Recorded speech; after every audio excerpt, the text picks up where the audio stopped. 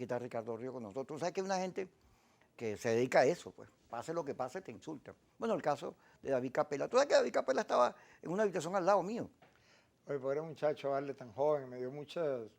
Yo he perdido varios amigos jóvenes también con esto del coronavirus. Primero, lo primero, oye, qué bueno que te saliste de ese tacle, porque ahora sí lo dice uno con tranquilidad, estábamos todos chorreados.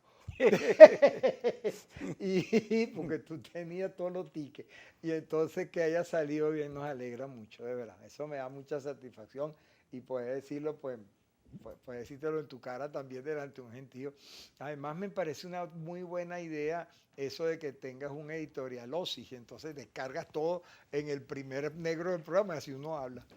No, eso es por esta oportunidad. No, No, vale, no, buena no es idea, el tienes tu no es el formato. editorialosis. No es el formato. Más bien sobre eso, tú sabes que como no tenía nada que hacer, me puse a leer todo. Ajá. Y, y bueno, tengo unas ideas que voy a discutir contigo en la parte inicial. Pero fíjate, David Capela, un día me llega el enfermero y me dice, mire, entró un muchacho de portadas allí, aquí al lado suyo. Y ese entró más nervioso que usted. Se entró muy nervioso. El elemento emocional tiene que ser Sí. parte de la radiografía del coronavirus. Hay que lograr tranquilizar, no generar pánico. Y eso no quiere decir que nos estamos oponiendo a que se diga la verdad sobre la situación. No. No. Tico, cuando usted vaya a decir algo, certifíquelo, refréndelo. Para eso, por eso yo confío mucho en el periodismo, porque el periodismo es profesional. Yo me No eché anda un diciendo rolo de mentiras. susto porque en una misma sentada se me fueron, no muertos, sino enfermos hospitalizados, mi Tu hermana, hermano. su esposo y su único hijo. Es tanto me angustié que me dio fiebre. Sí, Sí, y eso que yo aparentemente estaba cooperando, se formó un equipo de apoyo y tal. Oye, y la gente del Hospital de Clínicas Caracas realmente hay que agradecerle sí, el gigantesco muy esfuerzo, profesional. muy profesionales y muy humanos, ¿oíste? Y El trato además, es bien humano. ya saben cómo tratar el virus, Así es. ¿saben? Claro, eso depende también de la condición que tú tengas, de la cepa que adquiriste. Ahorita la brasilera esa está haciendo estragos y de los nervios, ¿no? Pero nunca se habla de la cosa emocional. Yo como creo que el país está muy desesperanzado, me he dedicado a estudiar el tema. Y cuando estaba allí, vaya, te pones muy nervioso, porque todo lo que rodea el coronavirus es muerte.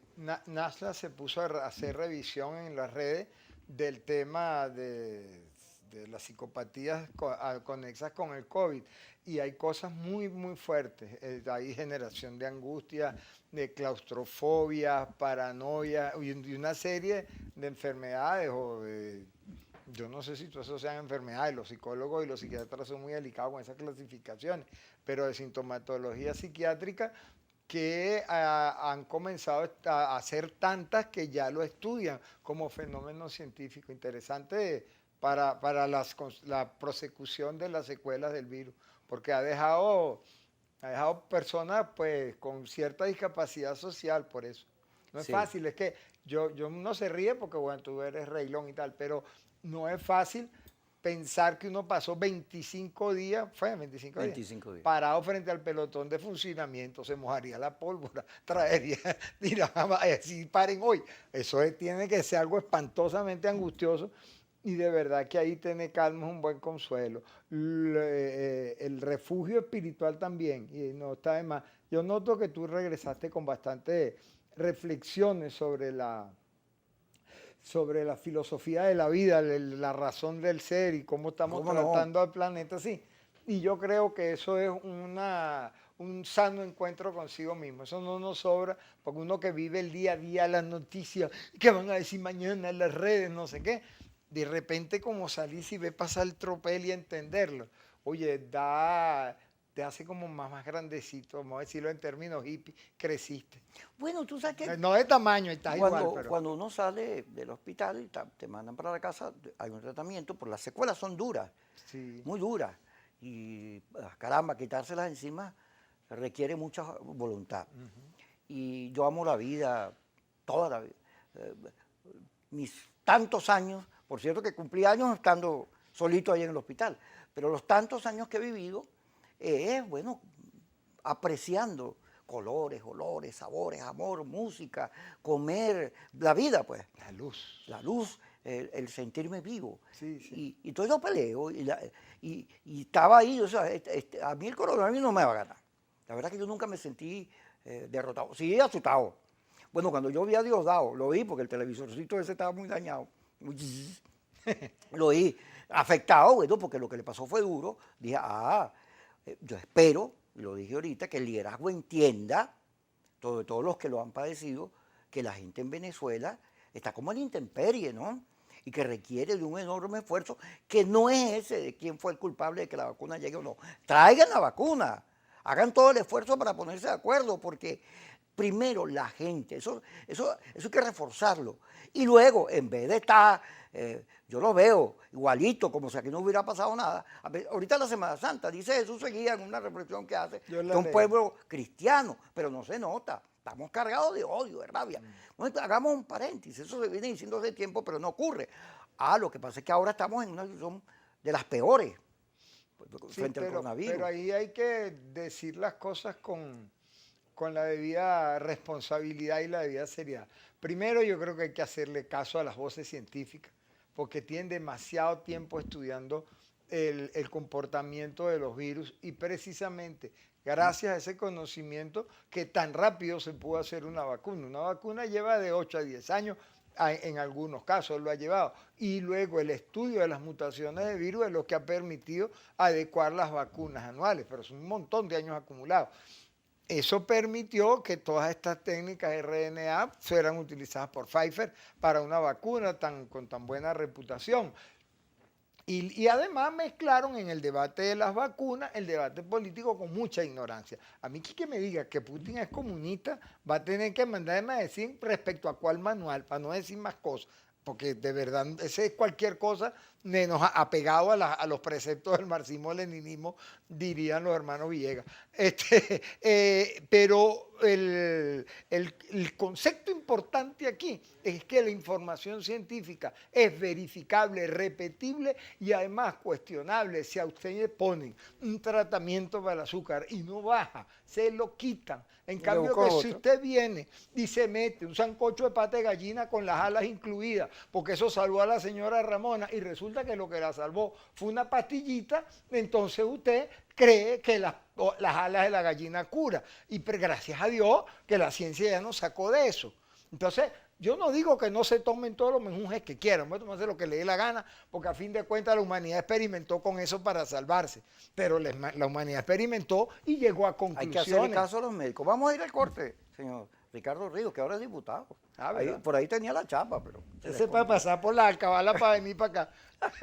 Seguimos con Ricardo Ríos, diputado de la Asamblea Nacional, que por cierto dio un stand-by ahí, mientras el coronavirus está en la situación que está.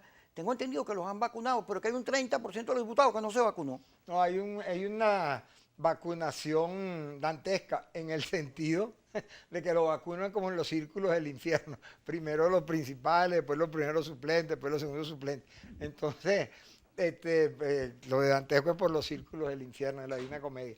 Y no han culminado ese proceso. Y lo mismo con el personal, mismo con el personal han vacunado. No es, digamos, 100% estricto, como no es nada en ninguna parte del mundo, pero sí mantienen el rigor y el control.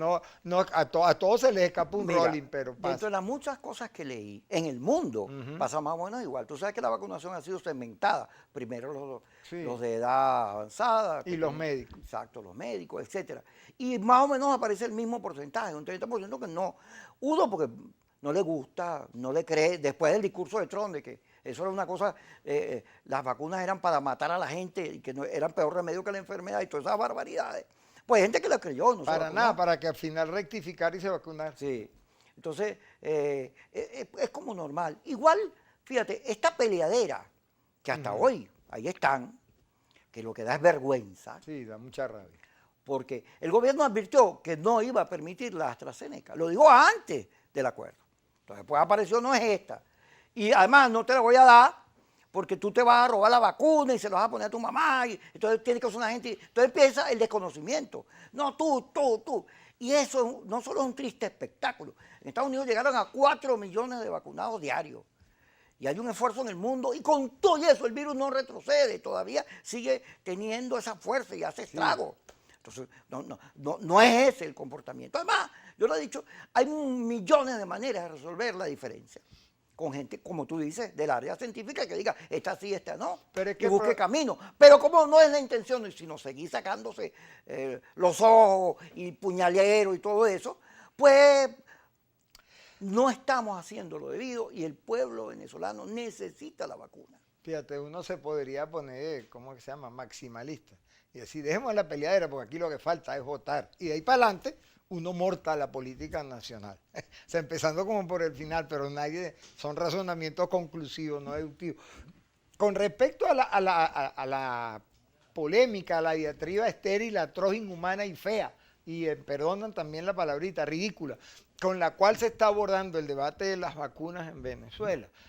Piensen sistemáticamente en lo que pasó cuando el gentío se fue a bailar en carnavales, porque hubo propaganda por televisión que llegó a decir, controlamos el virus, ahora vamos a la no sé qué. Eso fue una irresponsabilidad del tamaño de un rancho para 4 familias y ocasionaron una relajación de la precaución social. Esa campaña nunca debió existir y ocurrió en canales de televisión, no en este. Este siempre ha sido más bien el más conservador. En Eurovisión es bien conservador con la cosa de las 3M y eso. Y además nos reunimos, viene el pico y después aparece una variante que podría ser muy virulenta. Podría tener mayor capacidad de contaminación, de expansión, esta P1 y P2, que la detectaron en Manao. Y entonces la respuesta a eso era 7 por 7 por 14 por 2. Eso no se juega. Les estalló en la cara y finalmente Dios mío, pobrecita mi mamá, yo felicito al presidente Maduro por su última alocución en la cual puso los puntos sobre las IE en cuanto a la responsabilidad social que hay que tener con respecto al virus. Muy bien, señor presidente. Listo, hasta aquí llegué yo en mi vida pública. Pero eso hay que decirlo. No puede ser que los generadores de opinión se den el tupé de andar acusándose para ver quién mete o no mete cuál vacuna. Vamos con AstraZeneca. AstraZeneca tiene 39 casos en 14 millones de aplicaciones. Una cosa así fue. Eso es una barbaridad de chiquitico. Es decir, yo tengo un primo que murió por una lesión con un rayo que le cayó allá en el Catatumbo. Muerto. Eso quiere decir que los rayos matan, sí. Cuando haya rayos, cuídese, sí. Pero eso no quiere decir que todo el que salga le va a caer un rayo en la cabeza. Ese mal manejo de la estadística, que tiene que ver con la fantasía, que lo usan mucho para las campañas electorales, la manipulación de encuestas, etcétera, en este caso no tiene sentido, porque es que estamos llevando a la gente a un estado de irresponsabilidad social. Yo vivo diciendo en mi edificio, hay 3 antivacunas muy furibundos, y yo le digo, díganle más, para cuando lleguen las vacunas, primero me vacune yo y ustedes no, y alcance para mí. Pero eso no puede ser la razón del Estado. La razón del Estado tiene que ser promover una vacunación masiva. En consecuencia, para mí fue un error tanto tratar de imponer AstraZeneca como rechazarla. Porque los argumentos científicos para el rechazo de AstraZeneca no son válidos, son alertas, precisamente por el control que hay en Europa sobre las vacunas, que ante semejante pequeña cantidad, esa tan baja incidencia, prendieron todas las alertas, es lo que nos dice cuando la dejan pasar que hay mucha confianza. Ahora, Rico, eso es muy importante entenderlo. Sí. Eso cura, eso evita y eso previene. ¿Que lo cura todo? No, pero es que el manejo de la estadística es tan tonto, Kiko, que yo se me puse por vago que soy. Bueno, tú eres matemático. Por eso, por vago sobre todo. Me puse a sacar la cuenta de la cantidad de gente que ha muerto en accidentes de tránsito, que iban sentados en el asiento de atrás en los Estados Unidos. Y mi conclusión es que como eso aumentó, la vacuna Pfizer es pavosa. No puede ser, ¿verdad? No, ¿verdad? Bueno, así estamos razonando. No puede ser. Así no se puede razonar la ciencia. Fíjate, en la guerra de Vietnam, en los años 60, 70. Las imágenes que transmitió la televisión de la guerra, los bombardeos, todo eso, y los cadáveres que venían envueltos en la bandera, produjo un impacto muy fuerte. La sociedad americana, bueno, por eso terminaron saliendo, negociando la salida de los Estados Unidos de la guerra de Vietnam. Bueno, por la cantidad de jóvenes que perdieron la vida allí. Y a partir de ahí, los Estados Unidos no permite que hagan ese tipo de grabaciones cuando hay conflictos bélicos. En la guerra del Golfo, nada, parecía un juego de Atari aquello, ¿no? No se permite. En el caso de Venezuela, cuando el 27 de febrero, Sí. bueno, las imágenes también después fueron, yo no diría que censuradas, porque eso no es un tema de censura, sino, Mojigerada. sí, como es, oye, ya va. Porque todo eso influye en el ánimo colectivo y es parte también del problema. Ahora, lo que estamos viendo en Venezuela, sobre todo en las redes, que son un caldo de cultivo de la maldad de los laboratorios. Yo siempre lo he dicho, ahí lo que hay es puro, unos señores insensibles de ambos lados, Sí. ¿no? Que son capaces de desearle la peor cosa a cualquiera, de decir cualquier barbaridad. Yo creo que hay que llamar, oye, hacer un llamado a la sensatez, chicos. Sí. Hacer un llamado a la sensatez, oye, hay que cuidar las cosas, ver quién las dice, los soportes. No se trata de esconder nada, no, de eso no se trata, pero tampoco de contribuir al pánico que hay en el país frente al coronavirus. Es correcto. Eso lo vamos a hablar cuando regresemos. Fíjate que se nos fue el tiempo y vamos al corte. Así es. Seguimos con Ricardo Ríos, diputado. Eso te comentaba sobre la guerra de Vietnam, lo que pasó aquel 27 de febrero, lo que pasó en Ecuador. Esos videos de la gente muriéndose en la calle. Yo vi una entrevista que hizo CNN a quien era el ministro de Relaciones Interiores del gobierno de Lenín Moreno y decía, mire, eso no está pasando, eso es un montaje, era parte de la guerra política. Sí, señor. Pero la impresión que quedó es que en Ecuador aquello era horrible. Entonces, yo leo que mucha gente dice, va a pasar lo de Ecuador. Bueno, pero lo de Ecuador era un montaje. Entonces, hay que tener cuidadito con esas cosas. Y saber leer, Kiko. Yo me opongo a sanciones porque la gente diga lo que le dé la gana. Claro, eso, La libertad de expresión es un precepto del periodista, sí. pero hay que exigir responsabilidad. Así es. Porque hay que saber leer. Fíjate, el nuevo virus P1 y P2 es más letal que el anterior. Y empezó en carnavales. ¿Y cuántos muertos hay antes y cuántos muertos hay después? Hay como 200.000 a 100. Entonces más letal era el anterior. Así es. Pero esa letalidad no se mide así. Eso es una especulación para generar angustia. Hay que esperar que los científicos hagan la secuenciación del virus, como lo explicó con nitidez esa mujer que es una canoniza que se llama Flor Pujol, que ya debe tener la garganta así de tanto explicar cómo son los virus y qué son las mutaciones y por qué las vacunas sí controlan a la influencia de los virus, incluso cuando mutan. Si mutan mucho no, entonces se hace una nueva vacuna y ya está, que controle la anterior y controle la nueva. Pero se arranca diciendo que tiene una letalidad terrible. Y entonces ahora uno pasa del relajo de Semana Santa a la claustrofobia, perdón, del relajo de carnaval a la claustrofobia de Semana Santa, más o menos, porque hubo una pila de sinvergüenza que se fueron allá a la playa, sin vergüenza, no tiene nombre, de que te hayan salido en grupo después de haber visto todos los picos que hay en todos los edificios. Porque después vienen los cuentos. En este edificio han sacado 7 muertos. Yo no vuelvo a coger el ascensor. ¿Tú has vuelto a ver a la señora Fernanda? No, ahí ya se movió para Miami. Mentira. La consiguieron en un saco allá detrás de la morgue. Y empieza una fantasía espantosa y uno a llenarse de terrores. Responsabilidad es la clave. Calma es la clave y lávese la mano, mantenga el distanciamiento social, póngase la mascarilla. Eso no es tan complicado y no salga si no tiene nada que hacer en la calle. Así lo hayan entrevistado en Globovisión. Fíjate, pero yo no estoy de acuerdo contigo en que la gente es sinvergüenza. Ya va, porque eso es un problema.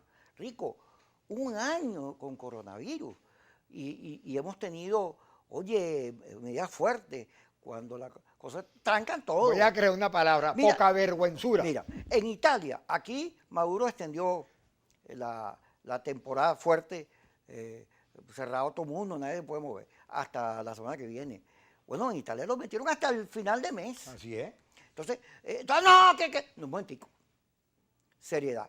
El Estado, el liderazgo, debe ayudar y contribuir a que esa gente que pues, no haya que hacer, porque está un año en su casa, se le generan todos esos problemas que estamos hablando, que es lógico que tenga ganas de salir. Bueno, Eso es lógico. Ahora tienes que explicar e insistir, convencer, porque estamos frente, fíjate en Europa. En Europa. Está bien. Yo me meto ahí. Está bien. Hay una reflexión sobre el planeta y lo que le hemos hecho los seres humanos. Porque en la pandemia el planeta ha mejorado todo. hasta la capa de ozono se ha recompuesto. Sí, señor. Los animales, toda la Los selva. delfines están Sí. nadando Bueno, en porque libertad. no hay la carga del ruido, todo eso, no hay más. Los terremotos disminuyeron. Entonces hay gente que dice, tenemos que ir a una humanidad más emocional, que piense menos en los negocios y más en la gente. Eso que estamos hablando. Fíjate, hay un Y, escritor, perdón. permíteme un asunto. Cuando uno se pone a pensar en lo de Venezuela, te lo voy a poner ahí porque este es un tema que voy a asumir ahora como fundamental. Uno se pone a pensar en Venezuela, aparte de la golpiza esta, el odio, la confrontación que tanto daño ha hecho, que ha destruido el país y que le ha quitado destino. Bueno, uno agarra y dice, bueno, para recomponernos, para que haya agua, luz, gas, todo eso, ¿qué hay que hacer? Bueno, que la industria petrolera se recupere y produzca 3 millones de barriles para que los ingresos den para eso. Pero para que la industria petrolera recupere los 3 millones de barriles hay que meterle como 70.000 millones de dólares y eso es pagarlo en 10 años, pero resulta que todo lo que está ocurriendo en el mundo es que hay menos consumo de gasolina. Esta competencia de los carros eléctricos, que se dice que dentro de 30 años ya no va a haber carros de gasolina. Bueno, la industria petrolera está amenazada de ya no ser tan fundamental para la humanidad. Para que te asuste dentro de 10 años, porque en el 2000 dijeron que en el 2030 el carro dominante era el eléctrico. Así es. Y van 20. Y ahí van. Entonces, lo cierto es que esta industria nuestra, para recuperarla, necesita una inversión que a lo mejor es poco productiva, porque no va a dar, no va a haber cómo. Ese es un temazo, ese es un gran tema. Luego, fíjate, eso sirve para meterse en un tema que me angustia mucho, y te lo planteo con la angustia. Yo soy UCBista, amo mi UCB, la casa que vende de la sombra. Pero lo que yo veo a los UCB protestando porque les depositaron en el carnet de la paz, está bien, porque es el sueldo, pero no veo preocupación por el destino de las universidades autónomas, esas grandes universidades, que antes hacíamos marchas para el presupuesto, ¿te acuerdas? Todos los años, pero que ahora son impagables, porque no hay plata, el país no tiene plata. Entonces las universidades tienen que ver cómo van a poder sobrevivir. La UCB que es tan grande, que tiene tanta gente, fíjate que se le cayó el pasillo de ingeniería, de arquitectura. No, de humanidad, entre humanidad y tierra de nadie. Sí, y yo vi unos videos de la UCB, todas las saqueada, como está sacada la luz. Entonces, esas universidades, pagarlas es un problema. Esa debería ser una discusión. Porque además, el streaming ha cambiado la educación, ha cambiado las maneras de relacionarse. Los hoteles están ahorita preocupados porque las convenciones de las empresas ya no las van a hacer, con Zoom las van a reponer. Entonces, hay unos cambios en educación, las carreras, todo eso. Entonces, hay que discutirlo, se ve. Claro. Ese liderazgo que tiene ahí como 20 años porque no hacen elecciones, ese liderazgo no tiene fuerza para meterse en esa discusión. Yo vi un documento que sacaron unos profesores, vamos a ponernos de acuerdo con eso. La intelectualidad venezolana. Ese documento lleva, creo que va a los 6 meses en el Consejo Universitario que no es tomado en consideración. Bueno, pero tienen que discutirlo. Los UCBistas, los universitarios, la cultura tiene que ser un tema. Aquí ya no hay salones de arte ni nada de eso. Hay que meterse en ver cómo hacemos, no solo gas, luz, cómo hacemos para un estado petrolero que ahora no tiene los mismos ingresos y tiene que ver cómo sale para adelante. Vamos a ir al corte y regresamos. Ricardo Ríos con nosotros. Y a ustedes también se lo planteo. ¿Cómo vamos a hacer para tener agua, luz? ¿Estamos condenados a vivir como Cuba? No. En serio, en un estado en el cual a veces sí hay agua, a veces luz, no sé qué cosa, sobrevives pero no avanzas al desarrollo. Hay un debate que se va a dar en la Asamblea Nacional sobre la reorganización de la vida cotidiana que tiene que ver con la capacidad que tiene el Estado venezolano para gerenciar los servicios. Y es el debate sobre las ciudades comunales. Esa es una estrategia política de control rígida, una reproducción del Soviet Supremo, pero por otro lado en el mundo se está dando una discusión sobre si la ciudad es una alternativa de vida para el desarrollo o por el contrario las capacidades de información y comunicación permitan un retorno a lo que el escritor y filósofo venezolano Arnaldo Esté ha mencionado, la aldeización del planeta. Y es un debate bien interesante porque en esta pandemia nuestra vida se redujo a no más de 4 o 5 kilómetros a pie de nuestra casa. O sea, ese es el tiempo de vida diaria nuestra y es más pequeño que el municipio. Entonces es una discusión que hay que darla para ver porque por otro lado la experiencia china o coreana de las comunas compulsivas arruinaron al país hasta la hambruna y la matanza masiva. O sea, no es un debate elemental el que estás planteando un problema de cómo mantener los niveles civilizatorios con un cambio organizativo de la sociedad en su cotidianidad. Ese es un debate súper importante y ahí cabe perfectamente la pregunta que te hiciste sobre las universidades. El concepto de enseñanza a distancia, primero que tiene como no sé cuántos años, yo he dado clases por teléfono, no sé desde cuándo, pero es decir, la educación a distancia existe desde por Solo lo que menos... la pandemia aceleró La su pandemia desarrollo. aceleró y nos permitió descubrir nuevas aplicaciones que estaban en la red desde hace tiempo y que no las habíamos usado. La Facultad de Ciencias y en general la universidad con el proyecto Saber UCB y el aula virtual, creo que la mitad de las clases poco menos de la mitad de las clases que se dan en la universidad o son digitales o son digitalizadas. Es decir, en eso la universidad no está atrás. Donde yo creo que está muy atrás la universidad es en pensar hacia dónde va el país y con qué esta universidad que vamos a hacer para que quepa en ese país. Esta universidad cumple 300 años, no es poquita cosa. Pocas universidades en el mundo tienen más de 100 y nuestra UCB va a cumplir 300 años en diciembre. Bueno, eso es tan grave que no hayamos abierto un debate nacional sobre el destino de la educación superior, la ciencia y la investigación en Venezuela, cuya comisión en la asamblea la preside un joven que fue presidente del FCU, Ricardito Ricardito Sánchez. Y que ese debate no esté convocado y que lo que esté convocado es un debate clandestino sobre una nueva ley de educación para que los obreros voten para elegir al rector. Decía a eso, al control político, se reduce la reflexión de la construcción del modelo político, económico y de desarrollo de la Venezuela que se nos viene encima. O que, mejor dicho, cómo nos quitamos de encima esta Venezuela que nos cayó.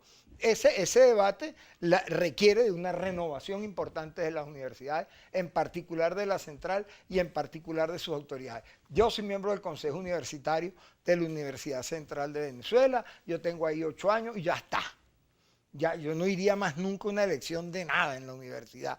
Si a mí me piden dónde vas tú a cooperar, en la escuela de matemáticas, formando matemáticos para que sean investigadores en matemáticas, sin caer en fantasía de gente que no entiende muy bien la cosa y entonces tiene una ferretería y dice, aquí lo que hace falta es nueva tecnología y no sé qué, y hay que acabar con los abogados. Ese señor no sabe nada de educación superior, lo ha dicho en varios programas públicos, no lo voy a citar, pero por lo menos le cito la profesión, porque hay que dejar de piratear el debate.